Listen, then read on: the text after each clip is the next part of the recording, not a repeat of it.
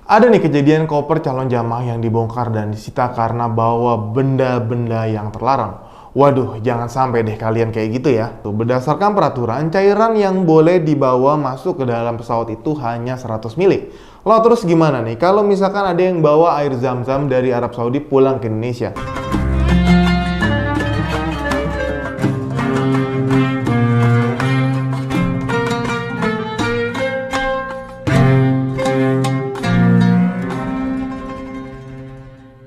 Assalamualaikum warahmatullahi wabarakatuh. Alhamdulillah jumpa lagi dengan kita di YouTube channelnya Venture Travel yang terpercaya, terbukti, dan recommended.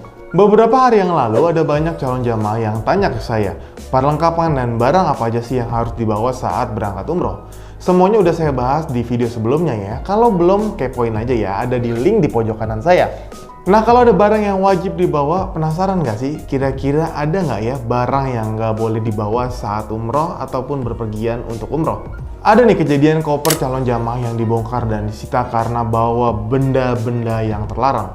Waduh, jangan sampai deh kalian kayak gitu ya. Nah, buat mengantisipasi hal itu, saya mau bahas nih 5 barang yang wajib kamu perhatikan dan nggak boleh dibawa saat umroh ataupun naik pesawat. Ketentuan ini berdasarkan ICAO atau International Civil Aviation Organization yang merupakan lembaga di bawah dari PBB. Yang pertama adalah benda tajam. Udah jadi peraturan umum benda tajam ini dilarang dibawa di kabin pesawat. Pastinya kalian udah tahu. Mulai dari pisau, cutter, golok, kapak, pemecah es, gergaji, bor, silet, gunting, dan segala macam benda tajam lainnya yang lebih dari 10 cm. Lagian ngapain juga sih kalian bawa benda-benda kayak gitu naik pesawat? Loh terus gimana nih kalau alat cukur atau gunting? Gak boleh juga atau gimana? Apalagi tahlul atau mencukur rambut ini adalah salah satu rukun umroh dan haji. Nah, benda tajam seperti alat cukur atau gunting memang nggak boleh dibawa ke kabin, tapi masih bisa dibawa ke bagasi. Ya, jadi kabin itu adalah barang yang kita bawa naik pesawat dan bagasi itu adalah koper yang kita taruh masuk ke dalam conveyor atau bagasi. Jangan lupa juga untuk membungkus dengan kain dan memasukkan ke dalam tas atau koper supaya nggak membahayakan. Yang kedua adalah senjata api, cairan beracun, dan bahan peledak.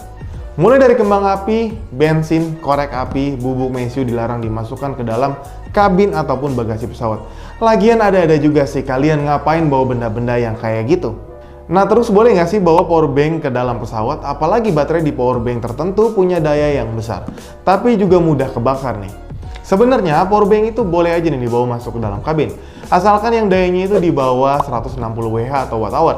Kalau di atas 160 Wh atau watt hour itu nggak boleh ya. Yang ketiga, nggak boleh ya bawa benda tumpul yang bisa melukai orang lain atau bisa digunakan sebagai alat pemukul.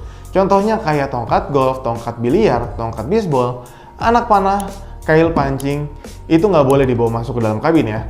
Karena berpotensi berbahaya, itu hanya boleh dimasukkan ke dalam bagasi. Terus yang keempat nih, benda berbau yang menyengat. Contohnya tuh kayak duren, nangka, terasi. Nah, ketiga benda itu kalau digabungin baunya, mantep banget, apalagi bercampur dengan AC. Makin deh. Dan juga nggak semua orang itu suka dengan bau-bau menyengat seperti duren ataupun terasi, ya kan? Nah, demi kenyamanan, benda yang punya bau menyengat ini nggak boleh dibawa masuk ke dalam kabin. Kalaupun dibawa masuk ke dalam bagasi itu harus dibungkus dengan rapat dan aman. Dan yang terakhir, zat cair dalam jumlah tertentu. Berdasarkan peraturan, cairan yang boleh dibawa masuk ke dalam pesawat itu hanya 100 mili. Lo terus gimana nih kalau misalkan ada yang bawa air zam-zam dari Arab Saudi pulang ke Indonesia? Apa dilarang? Nah, sebenarnya guys, air zam-zam ini boleh dibawa kok asalkan dalam jumlah yang diizinkan dan dikemas dengan baik oleh otoritas bandara Arab Saudi. Air minum dalam botol atau cairan lain pun hanya boleh dibawa sekitar 100 mili ya. Jadi kalau ada yang bawa contohnya kayak sabun ataupun body lotion, itu harus tetap dibawa 100 mili. Jadi bukannya nggak boleh, bawa air zam-zam boleh-boleh aja, tapi dalam jumlah yang dibatasin dan sudah ditentukan. Nah, tenang aja, pemerintah itu udah memfasilitasi air zam-zam per jamaah atau per paspor itu dikasih 5 liter atau 1 galon. Jadi nggak perlu khawatir, saya rasa 1 galon itu 5 liter sudah cukup lah buat kita minum dan dibagikan ke sanak saudara ataupun kerabat. Nah, itu dia beberapa benda yang dilarang dibawa ke dalam kabin ataupun bagasi pesawat. Sebelum berangkat umroh, tetap perhatiin peraturan yang berlaku ya, supaya nggak kejadian hal-hal yang tidak diinginkan. Kayak koper dibongkar dan barang-barang kalian yang disita oleh otoritas bandara. Nah, sampai sini aja ya video kita kali ini. Boleh banget nih kalau ada topik lain yang kalian mau bahas di sini. Komen aja di bawah, nanti bakal saya akan bahas di konten selanjutnya. Jangan lupa klik like kalau kalian suka konten ini, ataupun kalian bisa komen kalau mau tanya-tanya. Dan juga jangan lupa buat subscribe ya, supaya kita bisa berkembang lebih baik lagi.